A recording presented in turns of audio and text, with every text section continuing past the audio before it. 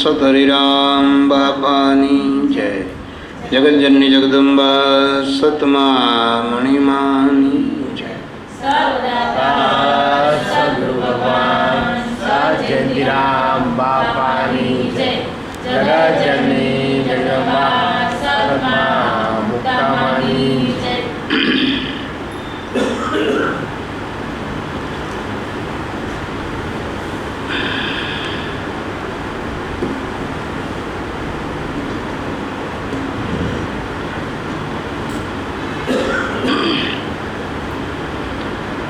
સત્સંગમાં જો આપણું ચિત્ત લાગે ને તો એક જ શબ્દમાં આપણી વૃત્તિ બ્રહ્માકાર બની જાય. સત્સંગની તાકાત એવી છે. કેમ કે શાસ્ત્ર વાંચવામાં બુદ્ધિની જરૂર પડે. આપણે શાસ્ત્ર ગમે એટલા વાંચીએ ને એમાં બુદ્ધિની જરૂર બહુ પડે. યોગશાસ્ત્ર, કર્મશાસ્ત્ર, જ્ઞાનશાસ્ત્ર,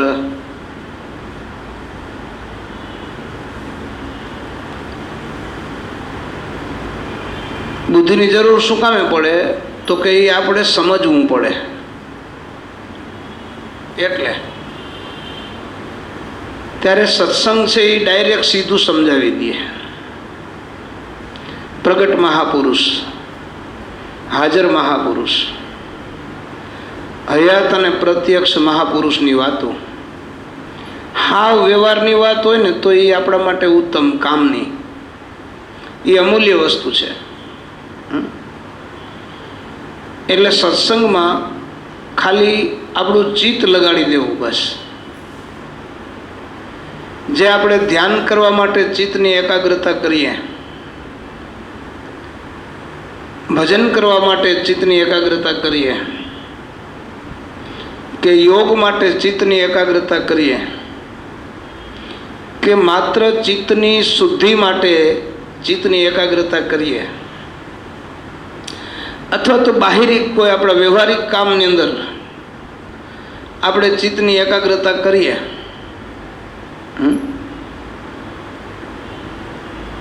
એટલી એકાગ્રતા ખાલી સત્સંગમાં થઈ જવી જોઈએ બસ. ઓલા બધા સાધન છે ને એક પછી એક સાધન સમજવું પડે. ભજન કરો, ધ્યાન કરો, સ્મરણ કરો, કર્મ કરો, જ્ઞાન કથો ગમે તે કરો, એ એક એક કરવું પડે. ત્યારે સત્સંગ વસ્તુ એવી છે કે એમાં બધા એકારે થતા જાય.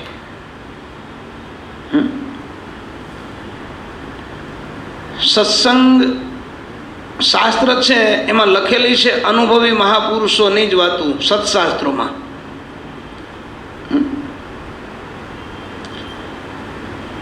પણ એ વાતને સમજવા માટે આપણે અનુભવી થવું પડે,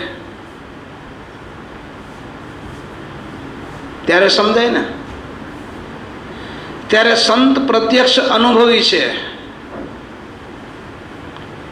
એ સ્વયં બ્રહ્મ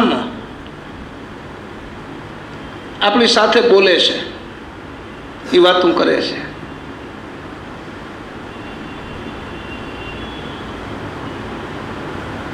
શાસ્ત્ર સંત મળ્યા પછી ભક્તો માટે બગીચો છે. એ બગીચામાં આપણે કેમ ફરતા હોઈએ, લટાર મારતા હોઈએ, એમ શાસ્ત્રમાં ફરીએ. અને ક્યાંક બગીચામાં સારું ઝાડવું હોય તો એ ઝાડવા નીચે આપણે બેસીએ, છાંયો હોય તો, ફૂલ હોય તો એ ફૂલની સુગંધ લઈએ, અને ક્યાંય પણ ફળ ઝાડ હોય ને એનું ફળ મળે તો ખાઈએ. એવી રીતે શાસ્ત્ર છે બગીચા જેવું. એમાં શાસ્ત્રની અંદર અમુક શબ્દો ફૂલ જેવા હોય, અમુક શબ્દ છાયા જેવા હોય, અમુક શબ્દ ઠંડી મીઠી લહેર હવાની આવતી હોય ને એવા હોય, અને અમુક શબ્દ ફળ જેવા હોય.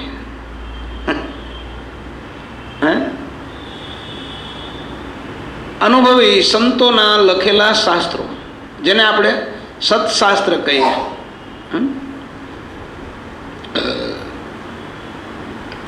પણ સદગુરુ સ્વયં જ્યારે બોલતા હોય, સંત પ્રત્યક્ષ જ્યારે બોલતા હોય, એ વાતને અને શાસ્ત્રની વાતની સરખામણી ન કરવી બહુ.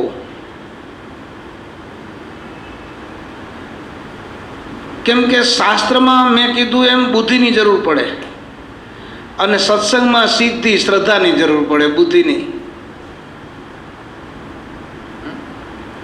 સાચું છે કે ખોટું સમજવું કેમ, કેટલું સમજાશે, ક્યારે સમજાશે, કે એ ગળમથલમાં પડીએ તો સત્સંગની વાત ન સમજાય. શ્રદ્ધાથી સ્વીકાર કરી લ્યો તો આજે નહીં તો કાલે સમજાશે. ડૉક્ટર આપણને દવા આપે છે ને પછી ગોળી ભાંગીને આપણે જોતા નથી કે આની માલિક શું છે. અને કેપ્સ્યુલ છે એને તમે ખોલીને જુઓ તો શું થાય?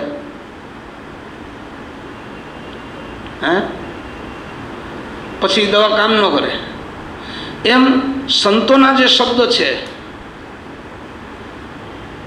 એ અલગ અલગ પ્રકારની મનને, બુદ્ધિને, ચિત્તને, અંતઃકરણને અને આપણા અહંકારને, મન, બુદ્ધિ, ચિત્ત, અહંકાર, અંતઃકરણ, આ પાંચે પાંચ જે તત્વ છે એને એ સાત્વિક બનાવે, સરળ બનાવે. ખાલી દાઢ દુખતી હોય અને દાઢ સોજો કરી ગઈ હોય, સોજો ઉતરે નહીં ત્યાં સુધી ડૉક્ટર આપણને દાઢ કાઢીને એ જગ્યા ખાલી ન કરી દે. એટલે પહેલાં એ સોજો ઉતારવાની દવા આપે. એમ શાસ્ત્રમાં આ જે ફળરૂપ, જે ફૂલરૂપ, જે છાયારૂપ, જે સુગંધરૂપ છે શબ્દો છે, જે છાયારૂપ છે ને, એ કેવા શાસ્ત્ર, કયા શાસ્ત્ર કહેવાય? તો કે જે સંતોના જીવન ચરિત્ર છે એ છાયારૂપ છે. કેવી રીતે? તો કે જ્યારે જ્યારે આપણે ભક્તિ માર્ગની અંદર આગળ હાલતા હોઈએ અને આંતરિક રીતે, બાહ્યિક રીતે ક્યાંય તોફાન ઉપડે માલિકો કે બહાર, કોઈ નિંદા, ટીકા, કોઈ આર્થિક પરિસ્થિતિ, કોઈ સામાજિક, કોઈ કુટુંબિક કે માનસિક, આંતરિક વાસનાઓ, કામનાઓ, એવે સમયે આપણું મન ડગુમગું થતું હોય ત્યારે સંતોનું જીવન ચરિત્ર જો વાંચીએ ને તો ઓલી બહારની જે વેદનાઓનો તાપ લાગતો હોય આપણને, બહારની કે આંતરિક, ત્યારે આપણે સંતોના જીવન ચરિત્ર વાંચીએ ને તો એ છાંયો થઈ જાય આપણા માટે કે ઓહો, આ હરિશ્ચંદ્ર એ તો જો હજી એવું આપણે ક્યાં આવ્યું છે, આપણે તો એના કરતાં સારું છે. એટલે એ છાંયો મળી ગયો, એને આશ્વાસન મળી ગયું, હિંમત મળી ગઈ. પછી અમુક શાસ્ત્ર છે એ અમુક શબ્દો સુગંધ જેવા હોય, ફૂલ જેવા. એટલે આપણને એ ફૂલ જેવા જે શબ્દો છે એ સાંભળીને બીજી વસ્તુ, બાહેરિક અમુક વસ્તુ ઉપર આપણને અણગમો આવે. જે કાંઈ મુલાયમ ફૂલ જેવી કોઈ વસ્તુ હોય, કાંઈક એવી સાત્વિક વાતો હોય એ ફૂલ જેવી કહેવાય. એ સંતોના શબ્દો ફૂલ જેવા. પછી સુગંધ જેવા શબ્દ. સુગંધ એટલે શું? સુગંધ જેવા શબ્દ કેને કહેવાય? શાસ્ત્ર ક્યાં કહેવાય?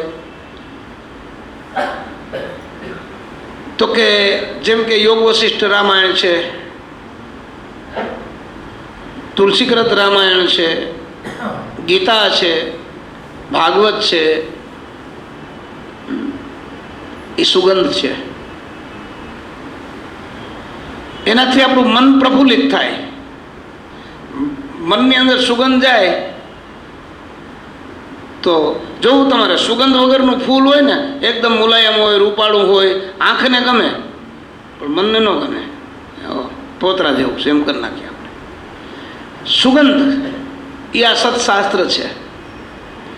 અને ફળ છે શાસ્ત્રોની અંદર જે મેં કીધું એમ એ ગુરુ મહિમા છે. એ ગુરુ મહિમાના જે પુસ્તકો હોય, ગુરુ અને શિષ્યના જે સંવાદ હોય, એવા જે પુસ્તક હોય એ વાંચવા. તો એનાથી આપણા પ્રશ્ન ઘણા બધા પ્રશ્નોનું સમાધાન થઈ જાય.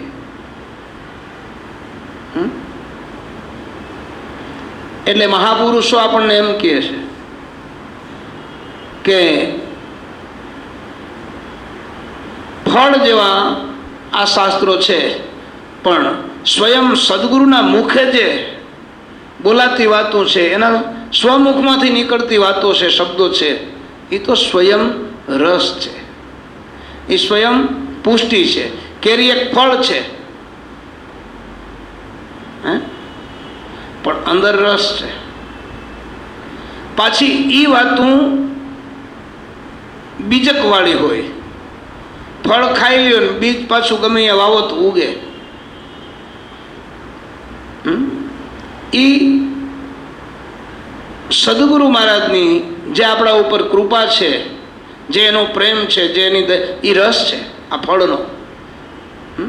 એટલે મહાપુરુષોએ સત્સંગ ઉપર ભાર બહુ દીધો છે કે તમે સત્સંગ કર્યા કરો, સત્સંગમાં તમે પાછા ન પડો અને સત્સંગને સતત સમજ્યા કરો. શબ્દને એને ચિંતન કરીને સાર ગ્રહણ કર્યા કરો. કેમ કે નહીંતર આપણી જે મતિ છે ને, જે શંકરાચાર્યએ જે કીધું કે આપણી મતિમાં મૂંઢતા આવી જશે. ઓલી મતિ છે ને, મતિમાં ગૂઢતા આવશે, મૂંઢતા નીકળી જશે ને ગૂઢતા પ્રગટ, તમે ગૂઢ બની જશો. એવા ગૂઢા ને ગરવા પારા સાધશે. આ સત્સંગની તાકાત છે. સત્સંગથી કર્મ સારા થાય, ભક્તિ થાય, યોગ થાય, જ્ઞાન થાય, ધ્યાન થાય, સમાધિ થાય, ચારેય પ્રકારની મુક્તિ થાય, ધર્મ, અર્થ, કામ અને મોક્ષ ચારેય પ્રકારના ફળની પ્રાપ્તિ થાય. એવી સત્સંગની વસ્તુ છે. સત્સંગી ચિંતામણી છે, સત્સંગી કલ્પવૃક્ષ છે.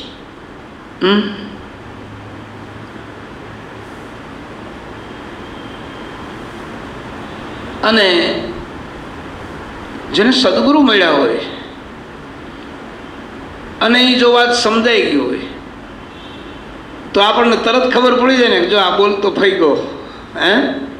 આપણને શબ્દની ખબર હોવી જોઈએ, શબ્દના પારખું હોવા જોઈએ, નકર બધું હરખું લાગે. જે ખેતી કરતો હોય ને એને ખબર પડે કે આ હાથી ઓલું કહેવાય, આ હાથી ઓલું કહેવાય, આ આ આ આ એને શું કહે આપણે ઇંગ્લિશમાં શું કહે, ઇન્સ્ટ્રુમેન્ટ એ જ કહેવાય ને. સાધન સાધન. હા બરાબર.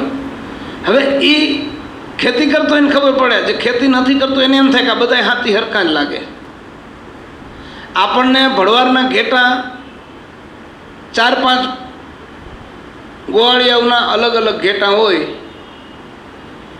એ ભેગા કાયમ ચરવા જતા હોય. કોઈના 30 હોય, કોઈના 40 હોય, કોઈના 50 હોય, કોઈના 200 હોય, કોઈના 500 હોય. આપણને એમ થાય કે આ બધા એક અણહારના છે, આ કેમ ઓળખી જાય? પણ એ હાડા ઓળખી લ્યો. કેમ? એને ખબર છે. એમ ગુરુમુખી જે શિષ્ય છે એ શબ્દની તો આખી હારમાળા છૂટતી હોય, પણ ગુરુમુખી છે ને એ અનુભવી મહાપુરુષની વાતને અને બિન અનુભવીની વાતને એ જાણી જાય, સમજી જાય. સત્સંગમાં એ તાકાત. સત્સંગ તમને પારખું બનાવે, સત્સંગ વિવેકી બનાવે, સત્સંગ વૈરાગી બનાવે. સત્સંગની અંદરથી તમને 6 સંપત્તિની પ્રાપ્તિ થાય, મુમુક્ષતાની પ્રાપ્તિ થાય. સત્સંગ એવી વસ્તુ છે. એ સત્સંગ જ મોટી વસ્તુ છે. કોઈ એક સાધન કરીએ તો એનાથી એક સાઈડમાં આપણી પ્રગતિ થાય, ત્યારે સત્સંગ કરવાથી ચારે દિશાઓમાં આપણી પ્રગતિ થાય, ચારે દિશા આપણી ખુલી જાય. એટલે તો આપણા શાસ્ત્રોએ સંતોએ સત્સંગ કર્યો છે રાતને દી. હું ઘણી વાર કહું કે બુદ્ધ ને મહાવીર ને રામ ને કૃષ્ણ ને શંકર બાપા ને રામદેવ પીર ને સ્વામિનારાયણ ભગવાન ને બધા જેટલા મહાપુરુષો થઈ ગયા, બાપા 8-8 કલાક 12-12 કલાક સત્સંગ કરે, મહિનો આખો સત્સંગમાં નીકળી જાય ખાધા પીધા વિના. ત્યારે આપણા હૃદયમાં કાંઈક હુજતું થાય, અજવાળું થાય. સદગુરુ આવે રે મારે અજવાળું કેવી રીતે? તો કે સત્સંગથી આપણા ધૂંજાળા બધા કાઢી નાખે, બાવાજાણા બાંધતા હોય ને એ કાઢી નાખે. સત્સંગ એવી વસ્તુ છે, આપણો જન્મનો થાક ઉતારી દે. જેમ આપણે બહુ મુસાફરી કરી હોય ને પછી થાકી ગયા હોય, આપણે જાગતા હોય ને ત્યાં સુધી થાક લાગે, પણ સૂઈ જાય પછી ખબર ન પડે, ઊંઘ આવી જાય પછી કેટલો થાક છે. એવી દશા આપણી છે. ઘણા જન્મથી આ મુસાફરી ફરતા ભટકતા આવીએ, એનો થાક બહુ છે, પણ ભેગી માયાની નીંદર છે, ઊંઘ છે, એટલે ઓલા થાકની ખબર નથી. પણ જાગી જાય તો ખબર પડે કે આ તો હજી પલ્લો ઘણો છે. હજી આપણે જાગ્યા નથી, વાત કરીએ છીએ પહોંચવાની. જાગો, આ જાગવા જેવું છે, આ ભાગવા જેવું નથી. ભાગ્યા એ ભટકાણા અને જાગ્યા જગ જીતા. એ 84 લાખ યોનીમાંથી છૂટી શકે જાગે તો. માટે સત્સંગમાં બહુ પ્રીતિ રાખવી. પણ દરેક જગ્યાએ તમે જુઓ ને તો પેલા ઓલા મૂળાના પાંદડાની જેમ પ્રકૃતિ, દરેકને એકબીજાની પ્રકૃતિ આડી આવે. સત્સંગમાં ગયા પણ વાં ઓલો આમ હતો ને ઓલો આમ બોલ્યો ને ઓલો આમ બોલ્યો ને ઓલો આમ બેઠો હતો ને ઓલો આમ વાતું. એ કેમ આવે? સત્સંગ કોણ કરે છે એની સાંભળો, બાકી મૂકો. આપણું આ જગતમાં કોઈ નથી, એક તો એ વાત પાકી કરી લેવી, અને આપણે કોઈના નથી આ વાત પાકી કરી લેવી. આપણા એક ગુરુ છે, સદગુરુ ભગવાન આપણા છે, એને આપણે આપણા કરી લેવાના, આપણે એના થઈ જવું. સદગુરુ તો આપણા થઈ ગયા છે, પણ હજી એને આપણે આપણા કરતા નથી, અને આપણે એ સંતના થતા નથી. એટલે શાસ્ત્રોની અંદર ગુરુ મહિમાની વાતો બહુ મહાન કરી છે સંતોએ.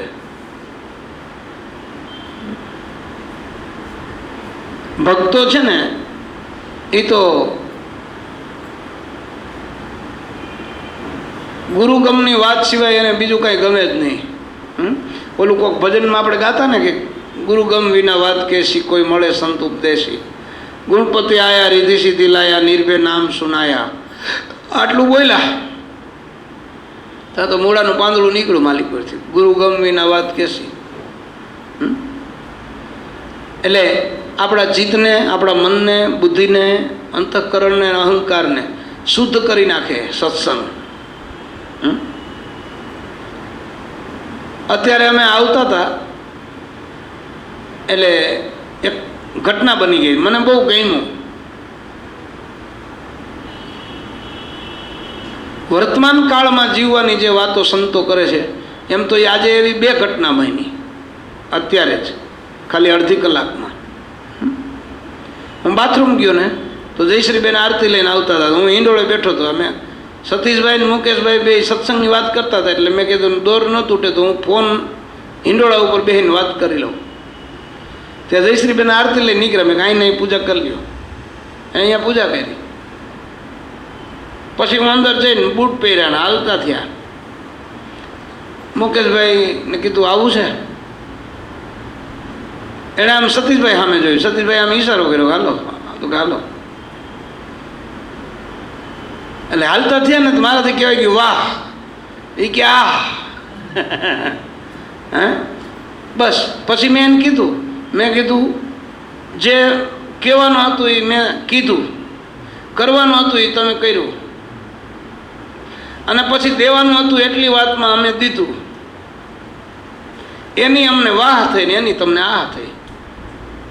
હે હવે આ વાત આટલી છે ને, પછી આને વિદ્વાનોને પંડિતોને કવિઓને એમ કહો તો પુસ્તકોના પુસ્તકો ભરી દે શબ્દના અલંકારોથી. પણ કીધું અને તરત કર્યું એની મજા છે. પછી મેં કીધું, મેં આ લેતી દેતી જે કાંઈ આપણે વાત કરવાની હતી પતી ગઈ. હવે તમારે અમારી સાથે આવો છો, બેસું, ઉઠશું, સત્સંગ સાંભળશું, એ બધું બોનસ. બરાબર ને? એટલે પ્રેમ છે ને, એ તમને પ્રેમ જાગવો જોઈએ. પ્રેમ હોય તો આપણને ઓટોમેટિક રીત બતાવે, પ્રેમ મર્યાદા બતાવે, પ્રેમ મર્યાદા શીખવે, પ્રેમ રેણી શીખવે. પ્રેમ આપણને ઉત્સાહી બનાવે, સેવા કરતા શીખવાડે પ્રેમ.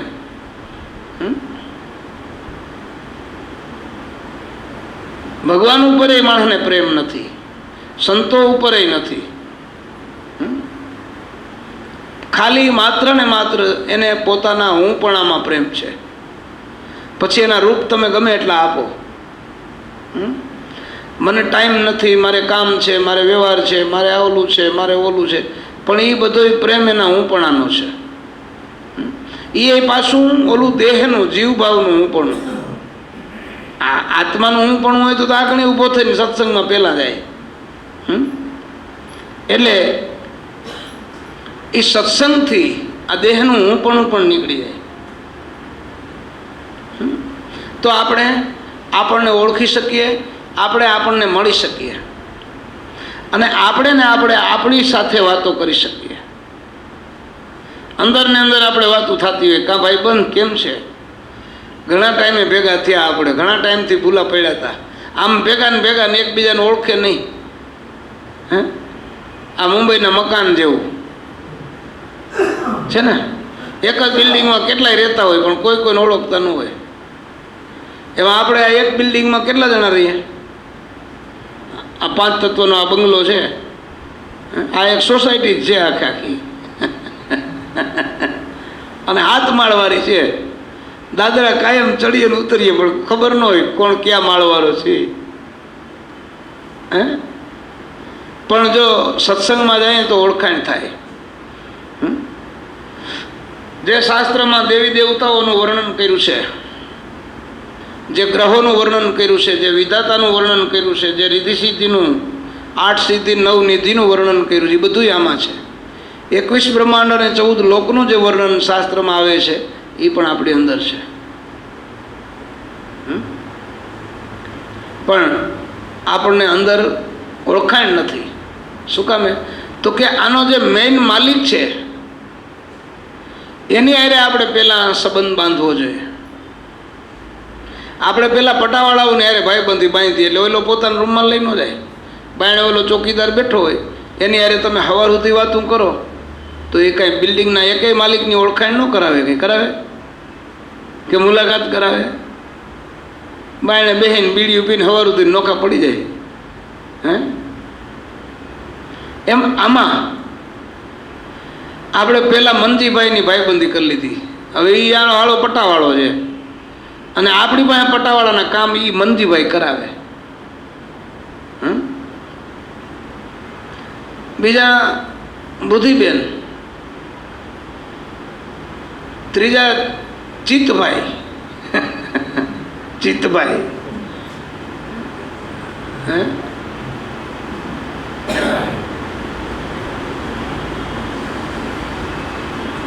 જોકે આમ તો ચિત્ત ને અંતઃકરણ આમ તો છે બે બચલા જેવડા, પણ કામ બહુ મોટું છે.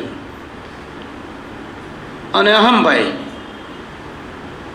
હે આ બધા પટાવાળાઓની ભાઈબંધી આપણે કરી. હવે હું હાલે નહીં મારા વિના. વાહે ઘણા વહી ગયા તારી જેમ, જો હાલે છે ને. હે રામ જેવા કૃષ્ણ જેવા વયા ગયા તોય સંસાર હાલે છે. આ સૃષ્ટિનું સર્જન કરવાવાળા વયા ગયા તોય હાલે છે. તો આપણે પટાવાળાની ભાઈબંધી છે એટલે. બાકી આની અંદર આનો જે મેનેજર છે સોસાયટીનો, એને શું કે લેન્ડલોર્ડ કહેવાય કે શું કહેવાય એને? સેક્રેટરી. એની ભાઈબંધી કરવી જોઈએ. હે તો ઓલા પટાવાળા તો આપીને સલામ કરે, કહો આવો, શેડ્યુલ મારે આમ, અને આખી બિલ્ડિંગે ફેરવા લઈને બતાવે. ભલે ને ઓલા બધા ઘરમાં રહેતા હોય હુના મકાનમાં, હે, અને સેક્રેટરી ભેગા હોય એટલે બધા ઓલા રહેવાવાળા કે આવો આવો ચા. આવી જ રીતે આપણો આ બંગલો છે, આમાં બે પાર્ટ છે. એક 21 માળનો બંગલો છે આમાં, અને એક 14 માળનો છે. એક ત્રીજો બંગલો છે ને એ 7 માળનો છે. 3 બિલ્ડિંગો મોટી છે આમાં. 14 માળનો બંગલો એટલે 14 લોક, 21 માળનો બંગલો એટલે 21 બ્રહ્માંડ, અને 7 માળનો બંગલો એટલે 7 ભૂમિકા, જ્ઞાનની 7 ભૂમિકા. જો એ સદગુરુ પ્રત્યે જ્યારે આપણો પ્રેમ જાગશે તો આ સદગુરુ મહારાજ પોતે ભેગા હાલીને આ બધાય માળમાં આપણને ફેરવશે. કે ભાઈ જો આ તારી આખી સોસાયટીનું સેક્રેટરી આ છે, આ તારો આતમ રાજા, હા, એને ઓળખી લે અને એને ચાવી દઈ દે કે આને બધું ઓળખાવી દેજો. એ સદગુરુ એમ કહે કે જો, ત્યારે આપણને પોતાને સદગુરુનો મહિમાનો ખ્યાલ આવે. આટલું બધું મને દેખાડ્યું તો એ વ્યક્તિ કેવી, એ સદગુરુ કેવડા મોટા છે. હે, અણુ અણુમાં, કણે કણમાં, રજે રજમાં, ને રોમે રોમમાં, પાને પાનમાં, મૂળે મૂળમાં, બીજે બીજમાં, એ બીજો કોઈ છે નહીં. જ્યાં સુધી આપણને બીજું લાગે છે ત્યાં સુધી આપણે બીજા થઈને રહીએ છીએ. જ્યારે એ એક લાગશે ત્યારે આપણને એક છીએ એવું લાગશે. નકર મેળાએ આપણે માની લઈએ કે હું તો આત્મા છું, હું બ્રહ્મ છું, હું એક જ છું, બીજો કોઈ છે નહીં. પણ જુઓ, એ ખબર હોવા છતાં, એમ માનવા છતાં, હે, આપણને હું એક છું એનો સંતોષ ન થાય, એનો સંતોષ નહીં થાય. અને ઓલાને ખબર ન હોય ને તો આફેડો બોલે હું એક છું. એટલે સત્સંગ એ બહુ મોટી વસ્તુ છે. સત્સંગ કર્યા કરીએ તો આપણા બધા વિષયો શુદ્ધ થઈ જાય, ચોખ્ખા થઈ જાય, સમજાઈ જાય.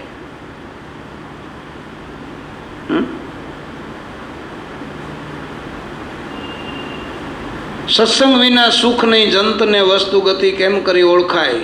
આપમાં વસે છે એનો આત્મા, એનાથી જીવપણું કેમ જાય. આપણો આત્મા છે એનાથી જીવપણું ન જાય. જીવપણું મટે અનહદ ચિંતવે. અનહદનું ચિંતન, તો અનહદ કોણ છે? તો એ આપણા સંતોએ બહાર બતાવ્યું. અંદર તો બતાવ્યું પણ બહારે બતાવ્યું. અંદરે દેખાય ને બહારે દેખાય. હદ ચલે સો ઓલિયા, બેહદ ચલે સો પીર. હદ ને દોહદ દોનો ચલે, કાકા નામ હે ફકીર. ઈ અનહદ ઈ ગુરુ છે. એને તમે ઓલિયો કયો, પીર કયો, ફકીર કયો, એને 14 લોકનો નાથ કયો, જે શબ્દો હોય એનાથી ઉપમા આપો, પણ એ તો ઉપમા રહિત અનુપમ છે. એવું અનુપમ રૂપ, એ અનુપમ રૂપનું સ્વરૂપ એ સંત પ્રત્યક્ષ આપણી સામે આવીને વાતો કરે છે. પણ આપણું મન સ્વીકારતું નથી. બહારથી મન આ પાડે, પણ ઓલું અંદરવાળું મન બીજું છે એ ના પાડે કે આમ થોડું હોય. એટલા માટે સત્સંગ જો હોય ને મજબૂત, જેનો એને મન ફટાફટ સ્વીકારી લે.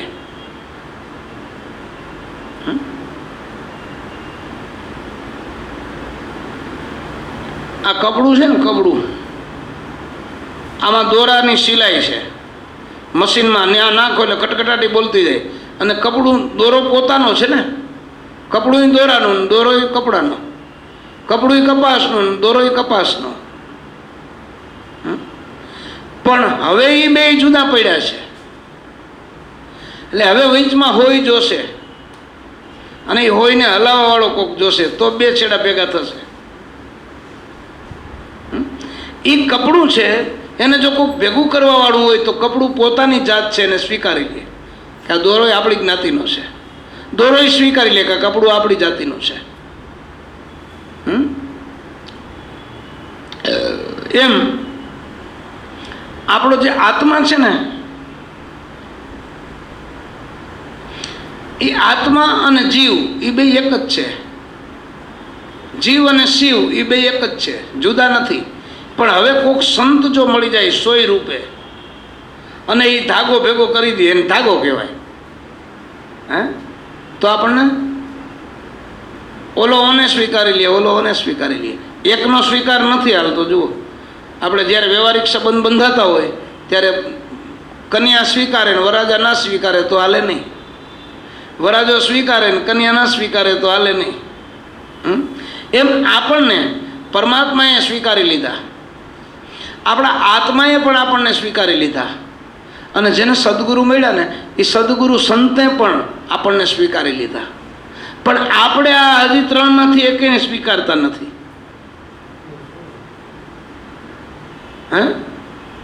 એ ખાલી આમ નક્કીપણું થવું જોઈએ બસ. જે બાહિરિક રીતે જે આપણા મનની અંદર જે ભ્રમિત વાતાવરણ છે એ બસ ઓલું અમારા બાપા એક વાત બહુ સારી કરતા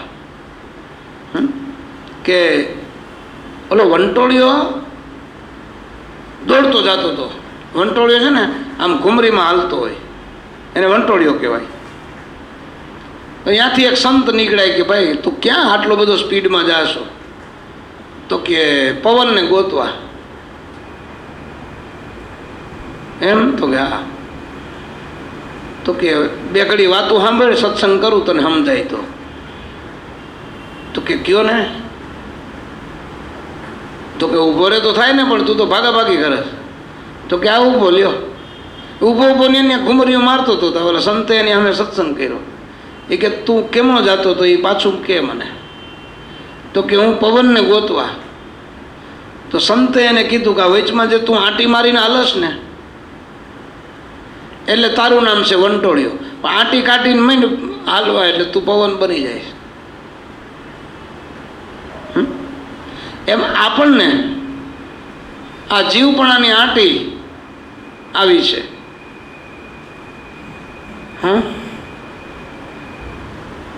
હવે એ આંટી નીકળે નહીં ત્યાં સુધી આપણે જીવ, અને નીકળી જાય તો એ બ્રહ્મ. બસ જો આંટી નીકળી ગઈ તો કામ પતી ગયું. સંતો સત્સંગ કરીને આંટી કટાવે, બીજું કોઈ રસ્તો નથી. મનનો કાંઈ પણ ગૂંચવાળો હોય તો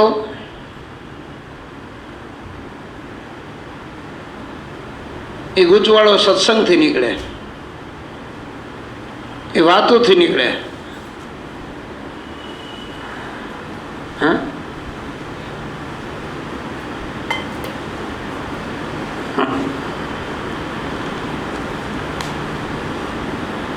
આપણે જ્યાં સુધી રેણીમાં નથી, જ્યાં સુધી સત્સંગમાં નથી, ત્યાં સુધી ક્રિયા શું કામની?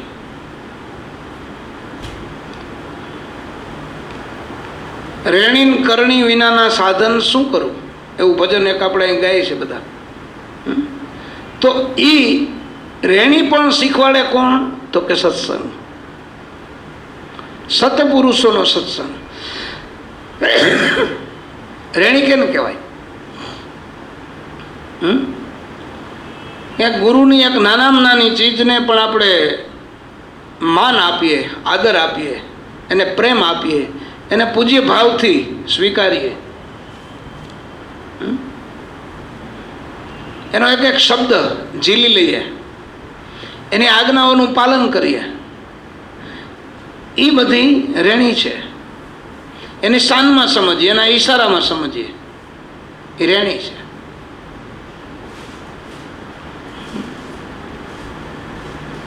પણ આપણે આ કંઈ ન કરીએ અને માળા લઈને બેઠા જ રહીએ તો એનાથી કંઈ, આ વિદ્યુત છે ને એને ઉત્પન્ન કરી લીધી, સંશોધન કરીને પ્રગટ કરી લીધી, પણ એનું જે પ્રસારણ કરવું, બધી જગ્યાએ પહોંચાડવું, એ પાવરને, એની પાસે અલગ ક્રિયાઓ છે બધી. એની સાથે કેમ રહેવું એ શીખવું જોઈએ, તો એ રેણી કહેવાય. નકર શોર્ટ સર્કિટ થાય તો મરી જાય તરત જ, બધા કામ પડ્યા રહીએ. આને અરે કેમ રહેવું એની આપણને ખબર છે, એટલે આપણે રહીએ છીએ. જો એવી રીતે સંત છે એ એક પાવરનું આખું ઘર, જેને આપણે પાવર હાઉસ ઘર, એક પાવરનો આખો ભંડાર, એક પાવરનો આખો ખજાનો, પાવરની એક આખી દુનિયા છે. આ એ તો આપણને દેખાતું નથી.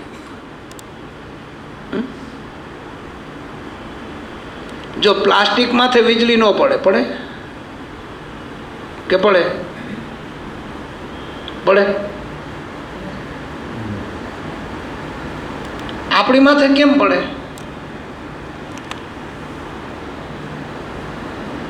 આપણે આમ તો ચામડું જ છે આ, પણ આ ચામડું ને જાળવી રાખવું હોય તો ઓલું ચામડું, ઓલું પ્લાસ્ટિક હાથમાં રાખવું પડે. પ્લાસ્ટિકનું મોજું પહેરી લ્યો ને પછી પકડી લ્યો તો કરંટ ન લાગે. પણ એ ઓલું ચામડું જીવ વગરનું છે, આ ચામડું જીવવાળું છે, એટલે આને શોર્ટ લાગે.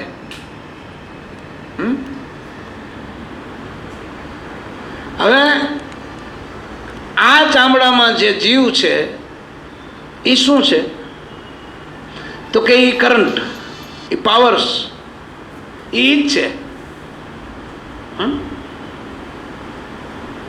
એકવાર તમારામાં આ પાવર પ્રગટ થઈ જાય ને પછી ગમે ત્યાંથી ખેંચી શકો. આમાંથી બેટરી ચાર્જિંગ થાય, નાની બેટરી, મોટી બેટરી, બધું થાય ને. અહીંથી લાઈન ગમે એટલી કરવી હોય તો થાય. એમ આ પાવરને ખેંચી શકવાનું વિજ્ઞાન આપણી અંદર છે. હવે એ વિજ્ઞાન સિદ્ધ કરી લઈએ તો ઓલો પાવર આપણે ખેંચી શકીએ. જો એ સિદ્ધ ન કરીએ તો ઓલો પાવર આપણને ખેંચી જાય. બસ એમ કાળની અંદર પણ પાવર છે, આપણી અંદર પણ કાળ પાવર છે, પણ આપણને એ પાવર ખેંચી જાય છે, કાળનો ને માયાનો. ત્યારે સંતોમાં સ્વયં પ્રાગટ્ય છે, એટલે એ કાળના માયાના પાવરને ખેંચીને એની માથે પગ દઈ અને વયા જાય. અને આપણને કહેતા જાય જો જાઉં છું, આવું હોય તો આલો. આ સત્સંગથી સમજાય. સત્સંગી મહાપુરુષ છે ને, યોગીઓ 1 કરોડ યોગી હોય, 1 કરોડ યોગી, અને એક સત્સંગી, તો એ સત્સંગી વધે. સત્સંગની તાકાત એટલી છે, પણ આપણે ગણકારતા નથી, આપણે એની વેલ્યુ કરતા નથી.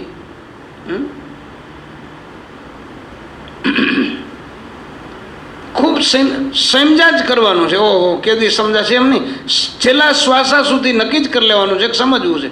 યાત્રાએ નીકળો હોય ને એ કેદી પૂછશું એમ નક્કી ન કરે, જાવું છે એટલું નક્કી હોય. એમ સત્સંગ આપણું એક નક્કી હોવું જોઈએ, કાયમ સત્સંગ કરવો જ છે. અને એવી રીતે કરવો છે કે ત્યાં કોઈ આપણને બોલાવે કે ન બોલાવે, આદર આપે કે ના આપે, માન આપે કે ના આપે, આગળ જગ્યા મળે તોય ભલે, પાછળ મળે તોય ભલે, બેહવાની જગ્યા મળે તોય ભલે, ઊભું રહેવાની જગ્યા મળે તોય ભલે, કોઈક બાવડું ચાલીને તતડાવી મૂકે ને તોય ભલે. આપણે સત્સંગ સાંભળવો છે. સત્સંગમાં આવી પ્રીતિ જોઈએ. અહીં ખાવ ગલીમાં ક્યાં આપણને કોઈ બોલાવે આદર આપે છે? લાઈનમાં ઊભું રહેવું પડે ને.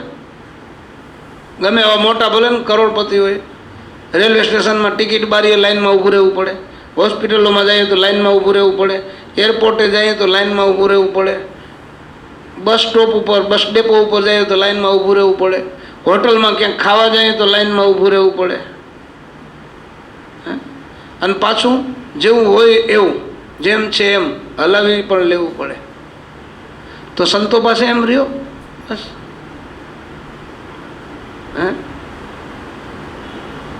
ડૉક્ટર જેમ કે એમ કરવું પડે ને કેમ એ પ્રમાણે આપણે હલાવી લેવું પડે. આપણને ખબર હોય હાવ માથાની જ ગોળી આપી પણ 500 રૂપિયા લઈ લઈએ તો કેમ દઈ દેવા પડે ને. એવી રીતે આપણે આ રેણી છે, જ્યાં સુધી આપણે રેણીમાં નહીં આવીએ, રેણીના ઘાટ ઉપર નહીં આવીએ ત્યાં સુધી ગુરુની સામે તો કેમ રહેવું ને. બસ અમે અત્યારે મુકેશભાઈને અમે બેઠા હતા ને તો એ કંઈક વાત અમારે નીકળી એટલે મેં એક સહજ રીતે કીધું, મેં કીધું મુકેશભાઈ સાચો શિષ્ય હોય ને એ તો ગુરુ અંદર રૂમમાં સૂતા હોય તો પોતે બાયણે ઓટલી ઉપર સૂતો હોય, એ ભેગો ના કરી જાય, ખુશી ન જાય. હા, ગુરુ જે ચીજ વાપરતા હોય એનાથી પોતાની ચીજ નીચી હોવી જોઈએ. ગુરુ 200 રૂપિયાના ચંપલ પહેરતા હોય ને આપણે 5000ની જોડી પહેરીએ તો એ ભલે ને પછી ગુરુ અમેરિકામાં રહેતા હોય ને આપણે અહીં રહેતા હોય, પણ મનથી, વચનથી કે કર્મથી એનાથી આપણે ઊંચું ન રહેવાય. ગુરુ જો રિક્ષામાં જતા હોય તો આપણાથી ગાડીમાં ન જવાય.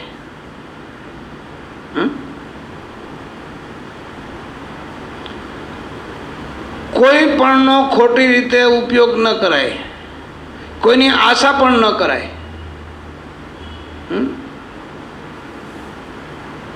અને ચિંતું એ પટ દઈને પહેલાં થવું જોઈએ.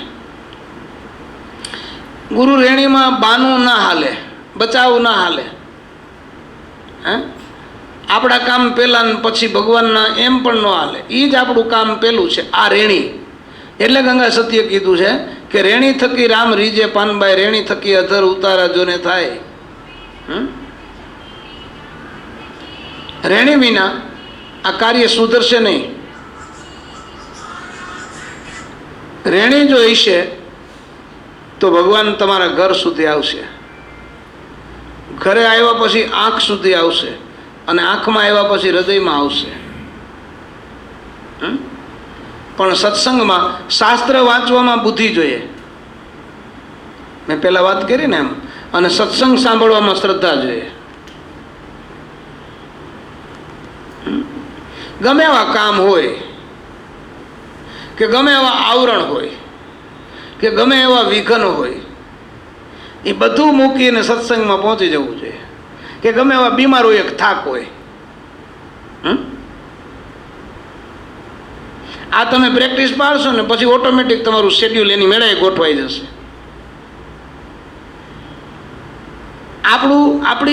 આપણે કાયમને માટે આ અનુભવીએ છીએ કે જ્યાં આપણું ચિત્ત લાગેલું હશે, જ્યાં આપણે આપણી વસ્તુને વ્યવસ્થિત સમજતા હશું, ત્યાં ઓટોમેટિક ગોઠવાઈ જાય. આપણે વ્યવહારમાં ચિત્ત છે તો આપણો વ્યવહાર ઓટોમેટિક ગોઠવાઈ જાય. સત્સંગમાં ચિત્ત હશે તમારો સત્સંગ ગોઠવાઈ જશે. સત્સંગી કોઈ ગુરુભાઈ હોય ને તો એને ઘરે બોલાવ્યા હોય, હાલ 2 વાતો કરીએ ને, તું ફ્રી હો તો હું આવું. ઓલો એમ કે મારે ભાઈ યાર ગરીબ માણસ મજૂરી કરવા જવું ને, તો ઓલો હરી કે કેટલા રૂપિયા? તો 100 રૂપિયા મળે, બંધ કરી દો ને ભાઈ એને. એટલે ઓલો એમ કે હું 200 રૂપિયા આપીશ, આજ સાંજ સુધી મારા ભેગો રહે, ખાજે મારે ઘરે, સત્સંગ કરશું અને ભેળા રહેશું. તો એવી જ્યારે લગ્ની હોય સત્સંગની તો આપણો સત્સંગ ઉઠે અને સત્સંગ ઉગે. ખાલી બુદ્ધિથી તમે કામ કર્યા કરશો તો કાંઈ નહીં થાય. તમારા મત પ્રમાણે કામ કર્યા કરશો તોય કાંઈ નહીં થાય.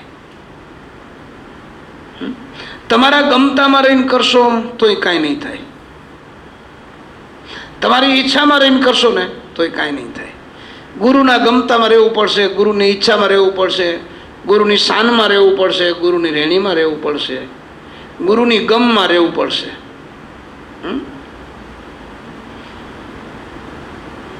બરાબર ને? એવા કેટલા દાખલા છે જુઓ, ઠેઠ અવતારી પુરુષોના દાખલા છે, આપણા જેવા આ મૃત્યુલોકના માણસોના નહીં. ભગવાન વિષ્ણુની સાથે નારદજી રહેતા હતા, વિષ્ણુની સાથે ગરુડજી રહેતા હતા, વિષ્ણુની સાથે સ્વયં વિષ્ણુના પત્ની લક્ષ્મીજી રહેતા હતા, શિવજીની સાથે સ્વયં પાર્વતીજી રહેતા હતા, વિષ્ણુ સ્વયં શેષનાગની અંદર પોતે વીંટાઈને સૂતા રહેતા હતા. પણ એ શેષ પણ એને ઓળખી ન શક્યો. ક્યાં સુધી? એને નાગ ઓળખી ન શક્યો, એને લક્ષ્મીજી ઓળખી ન શક્યા, એને પાર્વતીજી ઓળખી ન શક્યા, એને નારદજી ઓળખી ન શક્યા, એને ગરુડ ઓળખી ન શક્યા, એને કોઈ દેવો ઓળખી ન શક્યા. બ્રહ્મા ને ઇન્દ્ર ને વરુણ ને કુબેર આવા ન ઓળખી શક્યા. એને મોટા મોટા યોગીઓ પણ ન ઓળખી શક્યા. જેની હારે રહેતા હોય એ ઓળખી ન શકે. એનું કારણ શું? તો કે એની રેણીમાં તળિયું પડેલી છે, એ રેણી નથી એની.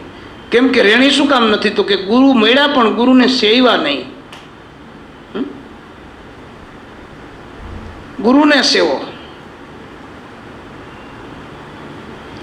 નહીં હાલે, આપણું ડાપણ હાલશે નહીં. કરવું એટલું કરો. સંતોની એને કેવું છે એટલે એ કહેશે, કહે છે એટલા માટે કે દેવું છે એટલે. એટલે સત્સંગ એ સૌ પ્રથમ તો આપણને લાયક બનાવે, અધિકારી બનાવે, જિજ્ઞાસુ બનાવે, પીપાસુ બનાવે, મુમુક્ષ બનાવે, ભાવિક બનાવે, પ્રેમી બનાવે, શુદ્ધ અને સરળ અને સહજ બનાવે. સત્સંગનું પહેલું કામ એ સંતોની વાતોથી આપણે સરળ બની જઈએ.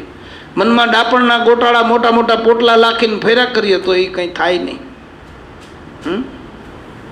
તમે ગમે ત્યાં જાઓ ને, 21 બ્રહ્માંડ અને 14 લોકમાં ગમે ત્યાં ફરો, પણ જ્યાં સુધી શાસ્ત્રને બુદ્ધિની જરૂર છે, સત્સંગને શ્રદ્ધાની જરૂર છે.